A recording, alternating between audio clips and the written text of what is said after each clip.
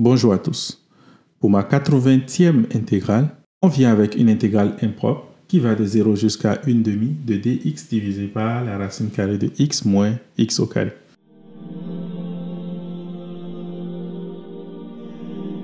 Où est la source de l'impropritude? Ici, on voit directement que si jamais je remplace 0 dans mon intégrande, j'obtiens un problème. La fonction n'est pas continue en ce point. Alors, le problème vient de 0. On peut dire alors directement à partir de là que ceci peut être égal à la limite lorsque a va tendre vers 0 de l'intégrale entre a et 1 demi de dx divisé par la racine carrée de x moins x au carré. Là, qu'est-ce qu'il nous faut? Il nous faut déterminer cette intégrale-là. Et pour ça, je vous propose deux différentes méthodes.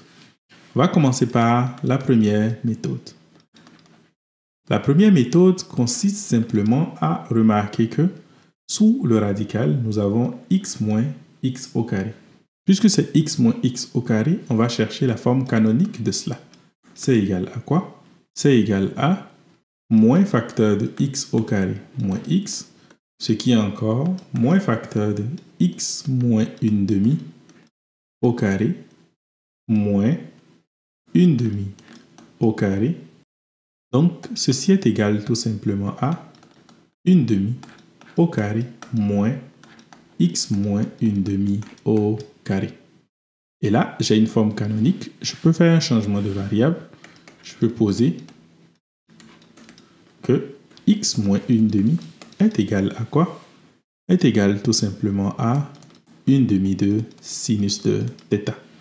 Et par conséquent, dx est égal à quoi? dx est égal à 1 demi de cosinus de θ dθ. Ainsi, si je veux déterminer l'intégrale indéfinie, qui est l'intégrale de dx divisé par la racine carrée de x moins x au carré, c'est égal à l'intégrale de quoi? De 1 demi de cosinus de θ dθ. Ensuite, ce qu'il y a au dénominateur, c'est-à-dire sous le radical, c'est quoi? C'est x moins x au carré, ceci, ce qui est encore égal à ceci. Et c'est égal à quoi? C'est égal à 1 demi au carré moins 1 demi fois sinus de θ, le tout au carré. Et vous pouvez remarquer que si j'arrange un peu cette partie, ça va ressembler à 1 quart facteur de 1 moins sinus au carré de θ, ou encore tout simplement 1 demi de cosinus de θ, le tout au carré. Donc ceci c'est l'intégrale de 1 demi de cosinus de θ dθ divisé par 1 demi de cosinus de θ, ce qui est encore l'intégrale de dθ. Par conséquent, ceci c'est θ plus une constante. Et puisqu'on avait posé que x moins 1 demi est égal à sinus de θ, ça veut dire que sinus de θ est égal à 2x moins 1, et donc θ est égal à arc sinus de 2x moins 1. Donc là, je peux conclure que ceci est arc sinus de 2x moins 1. Et maintenant, on peut revenir à ce qu'on cherchait, c'était de calculer l'intégrale entre a et 0 de dx divisé par la racine carrée de x moins x au carré. Donc ceci est égal à quoi? Non, pas 0 et 1 demi ici. Ce qui est égal à quoi? C'est égal à arc sinus de 2x moins 1 que je dois prendre entre a et 1 demi. Si je remplace là-dedans, ça va me donner quoi? Ça va me donner arc sinus de 2 fois 1 demi, ça fait 1 moins 1, ça fait 0, moins arc sinus de 2a moins 1. Donc, au final, tout ceci est égal à moins arc sinus de 2a moins 1. Et il ne faut pas oublier ce qu'on cherchait. On cherche à calculer la limite de cela. Donc la limite lorsque a va tendre vers 0 de l'intégrale entre a et 1 demi de dx divisé par la racine carrée de x moins x au carré. Donc, c'est égal à la limite lorsque a va tendre vers 0 de moins arc sinus de 2a moins 1 Et si je remplace 0 dedans, j'ai arc sinus de moins 1 qui me donne quoi? Moins pi sur 2. Avec ce moins, ça me donne tout simplement pi sur 2. Donc pi sur 2, c'est le résultat auquel on s'attendait.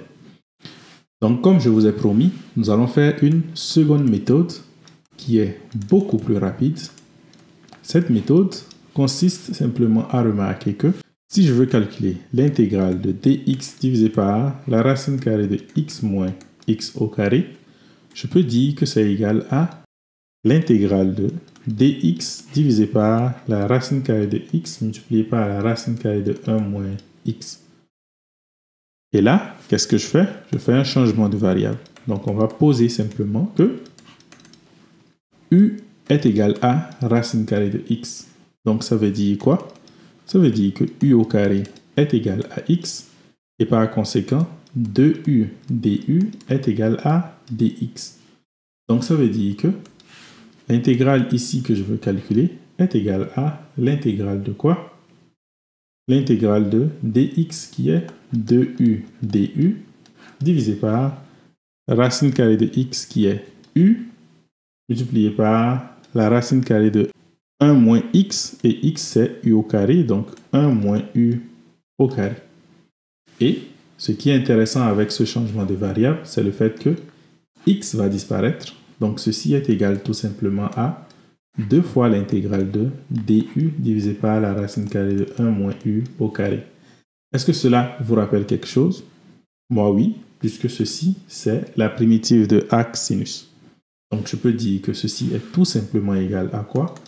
C'est égal à 2 fois arc sinus de u. Et là, si je reviens maintenant à ce que je cherchais, c'est-à-dire l'intégrale entre a et 1/2 de dx divisé par la racine carrée de x moins x au carré, je peux dire que cela est égal à quoi? C'est égal à 2 arc sinus de u. Mais u était égal à quoi? Racine carrée de x, que je dois prendre entre quoi? Entre a et 1/2. Donc si je remplace tout ceci, je vais voir que ça est égal à 2 fois arc sinus de 1 divisé par racine carrée de 2 moins arc sinus de a. Et cela veut dire quoi?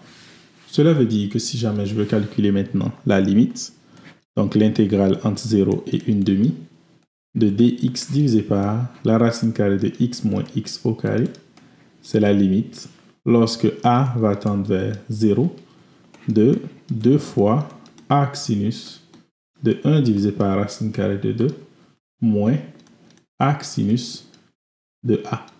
Bien sûr, il ne faut pas oublier que 1 divisé par racine carrée de 2, c'est la même chose que racine carrée de 2 divisé par 2. Et quel est l'angle pour lequel le sinus est égal à racine carrée de 2 divisé par 2? C'est pi divisé par 4. Donc finalement, ceci est égal à quoi? 2 facteurs de pi divisé par 4. En fait, ce 2 est à l'extérieur. Donc pi divisé par 4 moins arc sinus de 0 qui me donne tout simplement 0. Et ceci est égal à pi divisé par 2. Et ça, c'est le résultat auquel on s'attendait.